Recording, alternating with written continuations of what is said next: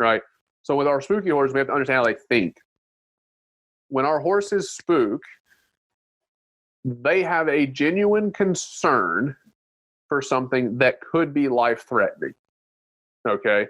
And when they make, respond with a reaction by that reaction being the spook, they are doing what their natural, instinctual self is telling them, you need to do whatever you need to do to get away from that, the plastic bag included, because it might get you and it might hurt you, and it might hurt you in a way that may kill you.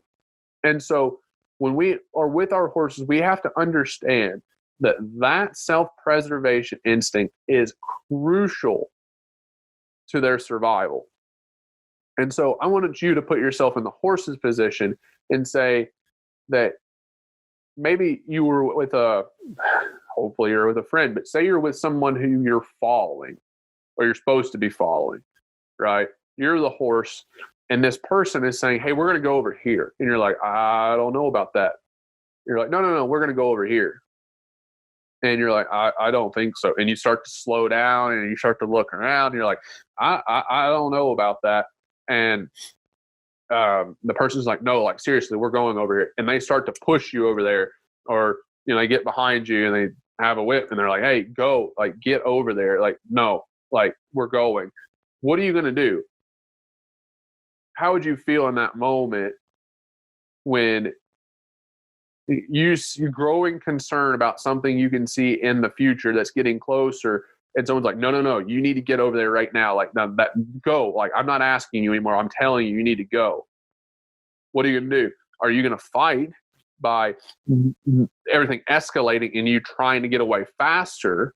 Or are you a person that's going to shut down and be like, just go internalize and still feel tense and tight and unsure, but because you don't want to cause conflict, go through with it anyway, and then know that at a later date, you're going to have a breakdown because there's only so much you can take of being treated that way, right? Or you have another situation where everything's great, and then someone jumps out from behind a corner, which means like the cat jumps out of the flower box, and then you dart sideways. You're like, oh my God, you scared me, right? And then the person that you're with grabs a hold of you and says, get your act together, quit acting that way. And in the moment that you're the most scared, you have all this extra confining pressure that comes in, and you go, oh my God, I was scared of that. And then now I can't go anywhere. So then I have to save myself. What am I going to do? Are you just going to internalize it, or are you going to react even harder, and all the tenseness now escalates 10 times and it gets worse, right? You got to put yourself in the horse's situation and realize that we've all been scared. We've all been scared of something that's coming up in the near future, and we've all been scared of things that just pop up out of nowhere, right? The cat necessarily wasn't out of nowhere. The cat was there the whole time, but you didn't notice it. So boom, reaction, right?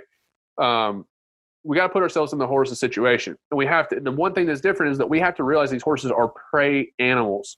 They have to survive. They are fight, flight, or freeze instincts. So when a horse spooks, that means that they have a genuine concern for something to such a degree that they then go into what we would call the sympathetic nervous system, which is the fight, flight, or freeze responses. And when they go there, they are in survival mode, and they're just trying to live. All right. And from a person's perspective, we have to understand our horses will do things that are dangerous in those moments. They do not do them to be bad. They do them to survive. And so how do we handle those situations?